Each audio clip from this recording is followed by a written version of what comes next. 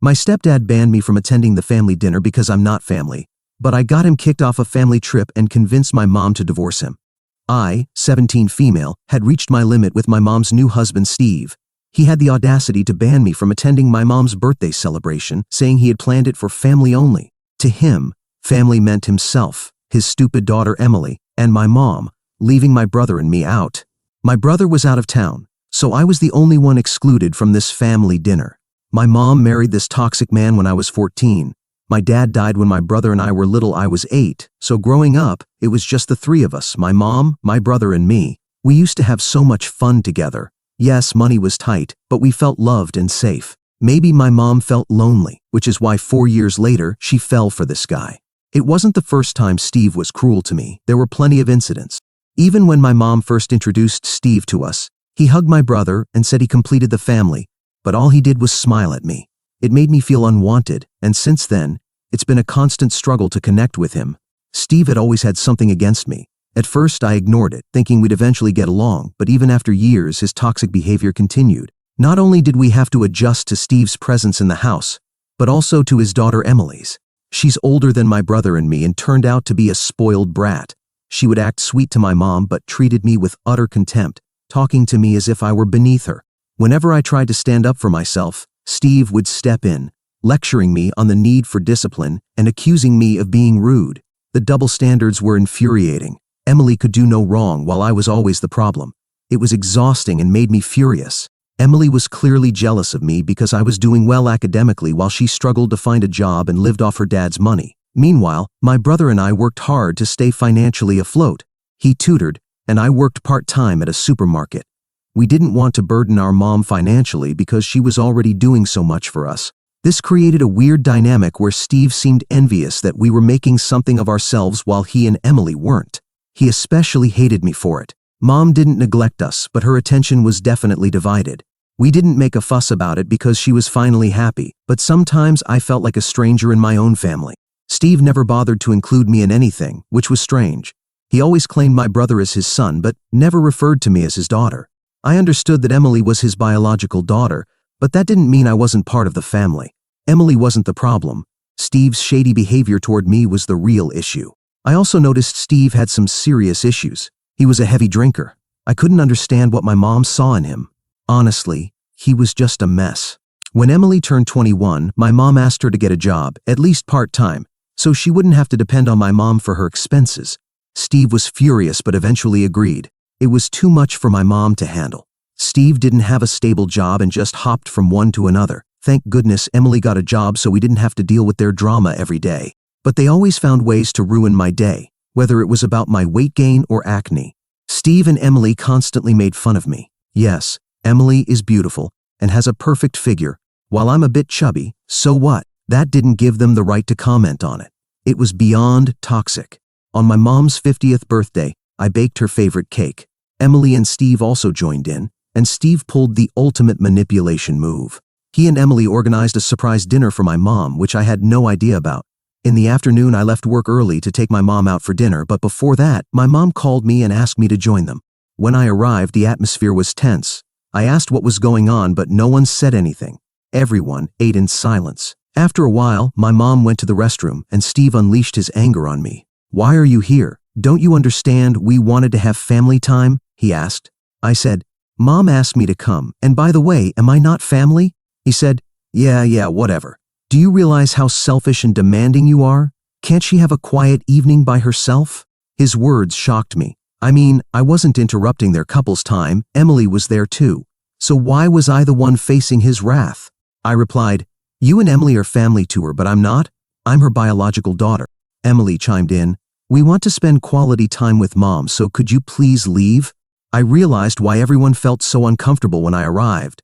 My mom must have argued with him to have me at the table. I was on the verge of tears but didn't cry. Swallowing my pride, I left, feeling angry and humiliated. I didn't want to ruin my mom's day. Later that night, my mom asked why I left halfway through dinner. I said I wasn't feeling well. I wanted to cry and tell her what happened, but I was tired of complaining about Steve and Emily. Every time I brought them up, she would fight with them, and eventually he would win her over, and things would return to normal. I didn't expect them to divorce. Maybe I secretly wished they would. but I hoped she would set boundaries with them. So this time, I just stayed quiet. But I'm hurt. I want to do something to make them pay, or maybe I just want to leave this house for my own good. I'm waiting for my university admission, and then I'm out of here. I don't know why I'm writing here. I don't think there's anything I can do except swallow the sadness. Update 1. 4 months have passed, and a lot has happened. For instance, I got a full-ride scholarship to college. I can't wait to leave that toxic house. My brother was home for a break, and he and my mom threw a small party to celebrate my scholarship.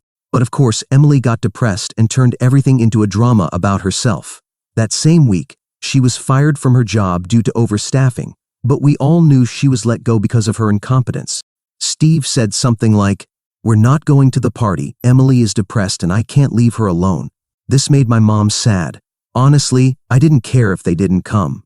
Steve wanted my mom to cancel the party or at least postpone it, but she didn't do either. She told Steve to take care of Emily if she felt bad, but the celebration would go on as planned. At the last minute, Steve changed his mind and said he would attend, but Emily was still feeling down. However, at the party, I saw them both present. They stayed in a corner, sulking. I didn't let them ruin my mood, so I enjoyed the party with my mom, my brother, and my aunt. Mom was torn between us, wanting to include them in our fun, but they kept their distance. Well, good for them. My aunt and brother were annoyed by their toxic behavior. I told them about what happened at my mom's birthday dinner, and they were furious. My brother came up with a revenge plan, a family trip to celebrate my success. Aunt Jenna offered to cover my expenses, but I told her I had saved some money from my part-time job and could cover myself. I took charge of planning the trip to Las Vegas. It was time for Steve to get a taste of his own medicine and see how it feels to be excluded. The next morning, I announced that we were taking Mom on a family trip. Steve and Emily were stunned. Steve asked, "What do you mean you're taking Mom on a trip?" "Not us," he added. I said, "No, it's a family trip, so you and Emily are excluded." Steve looked at Mom, hoping she would intervene, but she ignored him and asked me about the trip. I told her that Aunt Jenna, my brother, and I had all chipped in for this trip. Emily was furious but couldn't say anything. Mom hugged me, asking where I got the money. I said I had saved it from my part-time job. Mom was in tears, saying she was proud of me because I had saved money from my meager income and was willing to spend it on her to cover her vacation expenses. Steve and Emily had to force smiles in front of Mom. After Mom left for work, Steve came to me and asked why they were excluded from the trip. I acted as if it was obvious and said, "Because it's a family trip, remember?" He sighed and said, "Are you still holding a grudge about the dinner? Let me tell you, we've moved past it. We can start a new relationship. You're moving out to build a new life. Do you want to leave with this hatred? Let's use this vacation to mend the family bond," he suggested. I replied, "That's exactly why I'm taking this trip, to spend quality time with my family. Unfortunately, that doesn't include you or Emily." He asked seriously what he could do to be included in the trip. I said nothing could earn him a place on this vacation. I noticed desperation in Steve. He never leaves Mom alone with me or my brother, worried we might turn Mom against him. He's right, that's exactly what I planned to do. The next morning, Aunt Jenna stopped by and rubbed the excitement in Steve's face about our trip to Las Vegas. She tried provoking him, saying, "Isn't that every gambler's paradise?" Steve turned pale and just nodded. Aunt Jenna never liked Steve and always said she had a gut feeling that Steve was burning money and gambling, though he never admitted it. After Aunt Jenna left, Steve and Emily created drama, claiming that she and I were turning Mom against him. Mom tried to tell Steve not to make a big deal out of it, but he was beside himself. He stormed out angrily with Emily, trying to manipulate Mom into canceling the trip, but this time Mom didn't give in. She said she was going on the trip, whether he liked it or not. Finally, Mom has started to see Steve's true colors, and I hope this trip is the wake-up call she needs. She deserves so much better than a toxic parasite like Steve. That night, Mom was anxiously waiting for Steve to return home for dinner, but he didn't. Still, she knew he would eventually come back. Where else would he go? When he finally did, he was drunk and collapsed on the couch. This helped Mom see this horrible side of him. He slept on the couch all night, and aside from his snoring, it was a peaceful night. On the morning of our trip, Steve and Mom had a huge fight behind closed doors. I couldn't make out what they were saying, but the yelling was intense. Steve stormed out, glaring at us with contempt as he left. I made sure to lock my room. I wasn't going to trust Emily with my things. On our way to the airport, Mom was anxious and distracted, still affected by the fight. I told her to forget about Steve and his drinking habits. He only thinks about himself and his precious Emily. We ignored his angry messages and calls, knowing he would only ruin the trip for Mom. My priority was making sure Mom had a peaceful trip, and I'm glad we succeeded. The trip was amazing. We stayed at the Bellagio, and it was spectacular. The mountains were breathtaking, the pool was great, and we even tried the famous Las Vegas buffet. But the highlight was taking Mom to the Mob Museum. She was beyond happy to be there. Everything about the trip was simply incredible. Without Steve, without Emily, just us and a ton of fun. Mom deserved it, and I'm so glad we could make it happen. One night in Las Vegas, I had the chance to tell Mom all about the drama that had been going on. I broke down in tears and told her everything. Steve's insults, Emily's lessons, the whole story. My brother was fed up as well and told Mom we couldn't keep living like this. Mom was upset and said she would talk to Steve, but she was still hesitant to kick him out, saying they were going through tough times because of his alcohol addiction and she couldn't just leave him. Meanwhile, I was looking forward to our return, curious to see how Steve and Emily would react when we got back. Update 2. We've returned from the trip and I have so much to share. First of all, we made sure Mom had fun on her trip and, most importantly, that she opened her eyes to the reality of Steve's manipulation. We convinced her to cut off his access to their joint accounts since he was wasting her money, and who knows what else. When we got back, we were greeted by piles of beer cans, but the cherry on top was Emily, who was supposed to be at work but was actually locked in a room with her boyfriend. Mom was furious and told them to kick the boyfriend out immediately. We didn't want strangers in our house. The peace we found on the trip was shattered, and we had to deal with these toxic people again. They're exhausting. When Steve saw Mom, he gave her a tight hug. Mom asked about the empty cans and the mess he'd made. He dismissed her complaints and kissed her, saying he'd missed her so much. I know what he really missed was her money. As expected, after just 15 minutes, he left. The drama never ends with these two. The house was a mess, so I helped Mom clean. Emily came out to help with a sad face, but said nothing.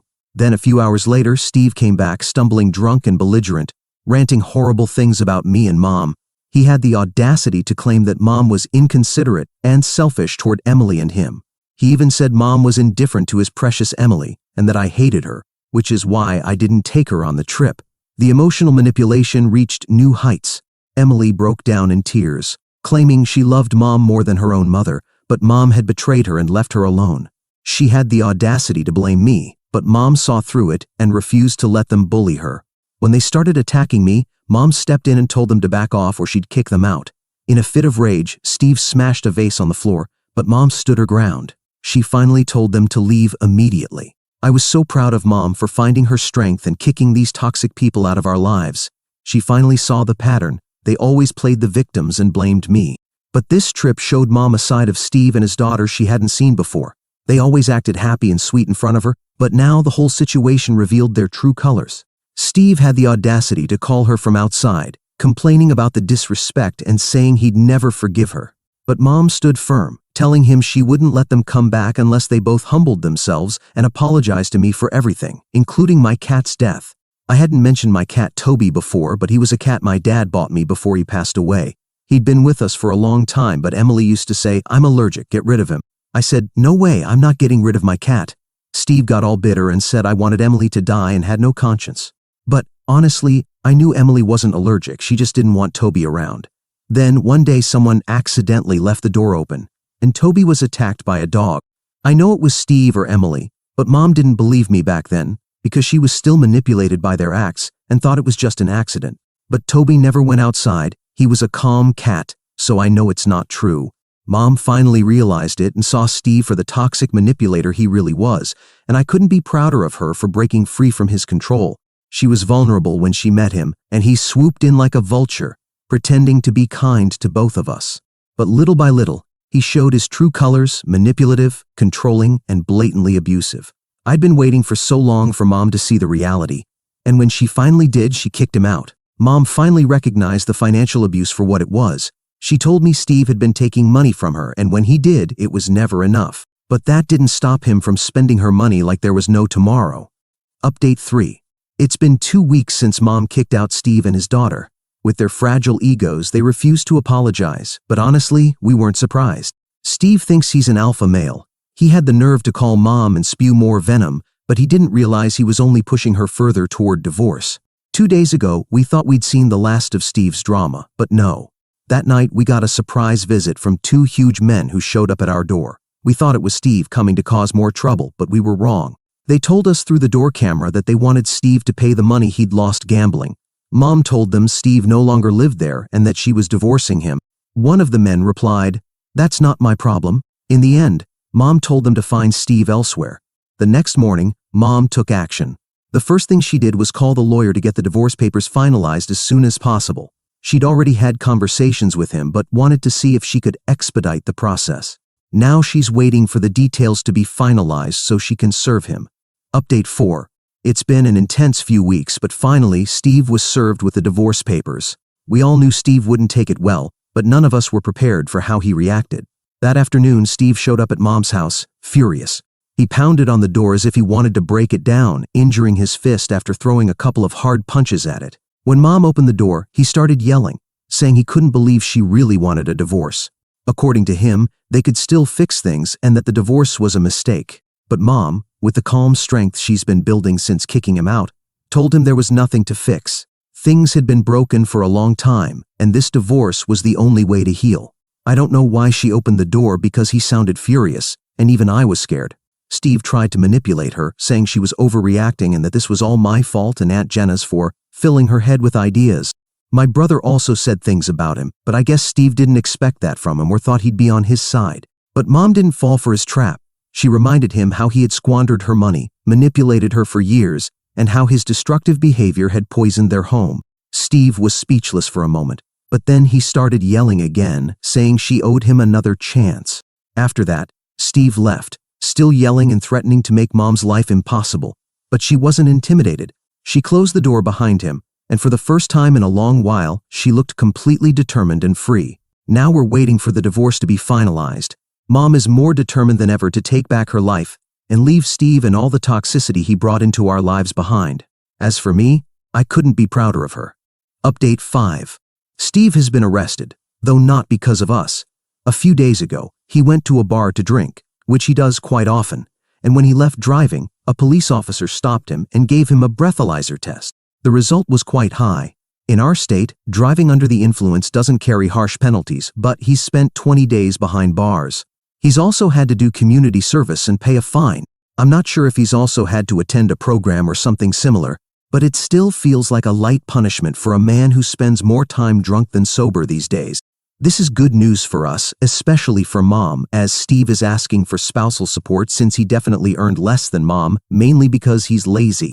Mom's lawyer said this was great news, not for Steve, because now she can argue that she shouldn't have to pay him anything. And since the house belonged to Mom, he can't claim any part of it either.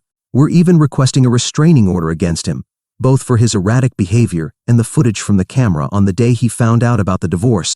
We'll see how long the restraining order is granted for, but I'm pretty sure we'll get it. That man only causes trouble for everyone, and it won't be hard for a judge to see that. Update 6. There are several things I need to address in this update, which I guess will be the last one. But I'll start with the lighter stuff, so to speak, and leave the heavier part for the end. First of all, we've been granted a restraining order for 18 months. I know there are lifetime orders, but the judge didn't think this case warranted one that extensive. Honestly, we don't want to know anything more about him. We also don't want to know anything about his daughter, though at least she stayed out of all this. It's funny because she used to say she loved Mom more than her own mother, but she hasn't written an email or sent even a single message to say anything throughout all of this. I guess that's as far as her love went. Moving on to the divorce, Mom is now officially divorced from that man. Like any divorce process, it's been slow and exhausting, but in the end, she didn't have to pay Steve anything, which is a great outcome. Nothing will give us back the years of suffering he caused, but it's good to know he's out of our lives both sentimentally and legally. But now for the heaviest part of the update, which has to do with the divorce. Steve has disappeared. Not even Emily knows where he is right now. We don't know if he's done this to avoid paying his lawyer during the divorce or if it's something worse. Either way, once the parties have been notified about the divorce, the process continues even if one of them disappears. In a way, I feel relieved that he's gone and isn't trying to fight in court over the divorce. Maybe it's made things easier for everyone, but I can't help but be curious about what happened to him. It's been almost 6 months since anyone has heard from him, or at least, no one's told us anything. Maybe Emily does know where he is and just decided to lie, though I don't see the point in that. I know there's an investigation because we've been questioned, but beyond telling them what happened, we have no leads. We don't even know who those men were that showed up that night. And before anyone jokes that it could have been us or my brother, I wouldn't be making this update if that were the case. We genuinely don't know what happened to him.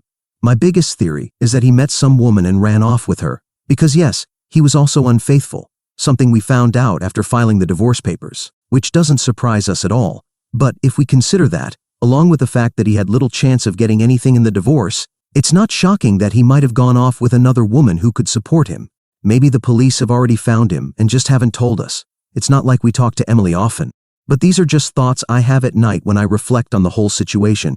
Either way, he didn't show up to the divorce hearings, which is good for him because he saved himself the cost of a lawyer by not attending.